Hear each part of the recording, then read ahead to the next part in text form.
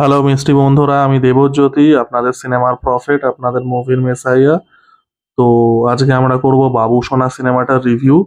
সিনেমাটা আমি জাস্ট দেখে উঠলাম, হলে দেখতে যাইনি। অবভিয়াসলি আমি বুদ্ধিমান, চোখ মুখ দেখেই বুঝতে পারছেন। ওয়ান এক্স বেটি একমাত্র ঈশ্বর। তো সিনেমাটা আমার কেমন লাগলো এক এক করে আসি। প্রথমত জিতু কামাল। জিতু কামাল হচ্ছে এখন বর্তমানে বাংলার সব থেকে বড় ক্রিঞ্জের ধারক এবং বাহক। এই এক বাবু সোনা গেল, তারপরে একটা কি জি বাংলা না স্টার জলসায় কি একটা সিরিয়াল আনছে, সেখানে মাল সুগার ড্যাডি সেজেছে গরিবের ক্রিশ্চিয়ান গ্রে।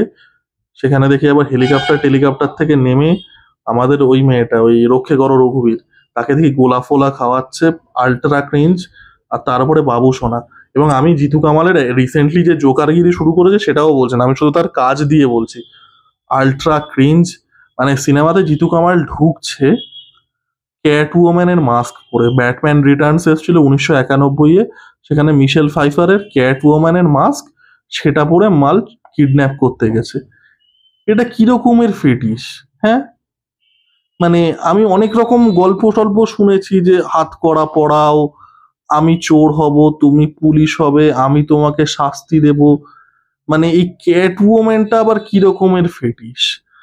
আর জিতু কামালের এখন জিতু কামাল যেটা করছে, জিতু কামাল টার্গেট করছে হচ্ছে কিঙ্ক গুলো। লোকে তো একটা টার্গেট অডিয়েন্স থাকে, যেরকম উইন্ডোজের family audience target. Jeetu Kamaal কি করছে, কিঙ্ক গুলো টার্গেট করছে। এই চিরদিনই তুমি যে আমাদের সিরিয়ালটা করছে, ওটাতে একটা মানে ওই sugar daddy, old young, bondage, ওই জাতীয় জিনিসগুলো ইয়ে করছে। এখানে এই ক্যাট ওম্যান ফ্যান্টাসি কি আমি জানি না, এটা করছে। এ গেল জিতু কামাল। শ্রাবন্তী চ্যাটার্জি অ্যাকচুয়ালিতে ডিসেন্ট একজন অ্যাক্ট্রেস, ভালো স্ক্রিপ্ট পেলে, এবং তার দেবী চৌধুরানী সিনেমাটার জন্য আমি এক্সাইটেড। বাট এই সিনেমাটা শ্রাবন্তী চ্যাটার্জি করার, অনেস্টলি স্পিকিং, এই জাতীয় template based commercial comedy cinema তার বয়সটা নেই। এবং fundamentally that is my problem with commercial cinema. এবার যাই হোক, মানে প্রচন্ড, মানে দেখে আর কি বিরক্ত লাগছে। এবং সেম উইথ পায়েল সরকার। এরা একটা সময় যখন রিমেক হতো, ধারাধার রিমেক হয়েছে, এরা একটা কাজ করেছে, একটা লেভেল অফ ফেম পেয়েছে। এদের মানে মানে কিচ্ছু মানে এখনকার ইয়ে নেই। আর তারপরে ক্যারেক্টার গুলোকে এত জঘন্যভাবে লেখা, এমন লাইন লিখেছে যেগুলো বললে হাসি পাচ্ছে না, এমন সিচুয়েশন যেগুলো আপনাকে তল পেটে ঘুষি মেরে হাসানোর চেষ্টা করছে, মানে বিরক্তিকর। তারপরে এই সিনেমার ভিলেন হচ্ছে কি আলেকজান্ডার না আলেকজান্ড্রিয়া। দেখুন, I have nothing against white person, specially white woman. আমার হোয়াইট ওয়ামানদের সাথে কথা বলার এক্সপিরিয়েন্স খুবই ভালো। I always had a great experience. আপনারা ইন্টারভিউ আমার চেক করতে পারেন। এখানে ক্যারেক্টারটাকে এত জঘন্যভাবে লেখা।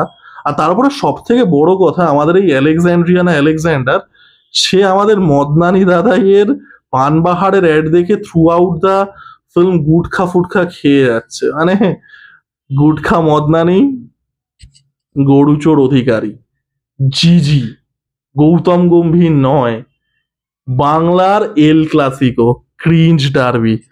যাই হোক, বেশি বলবো না, ফ্যান বেস একসাথে গালাগালি দিতে আসবে। তো চারিদিকে বাহার, কি জঘন্যভাবে লেখা। আর মানে দেখুন, এই জাতীয় মানে কাতুকুতু দিয়ে হাসানো কমেডি, মানে ক্রিঞ্জ কমেডিকে তো আমরা কাতুকুতু দিয়ে হাসানো কমেডি বলি। এটা পুল অফ করার জন্য যে পারফরমেন্স লাগে বা যে কমিক টাইমিংটা লাগে, সেটা এদের কারণ নেই।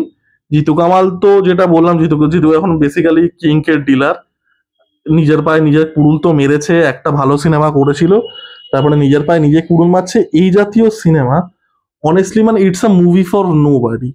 মানে এটা কোনো সেট অফ হিউম্যানস, কোনো সাবসেট অফ হিউম্যানস যদি এটা দেখে পছন্দ হয়, তো ভাই কিছু বলার নেই। তো আমি ভিডিওটা বেশি বড় করব না। This review will be short and impactful, just like I want my sex to be. তো এই ছিল আমার বক্তব্য। লাস্টে আমি একটাই কথা বলবো, what that glitters is not gold. সেটা আপনি ইনস্টাতে যে মেয়েটাকে সিম্প করেন সেটার ক্ষেত্রেও সত্যি, বাবু সোনার ক্ষেত্রেও সত্যি। টাটা।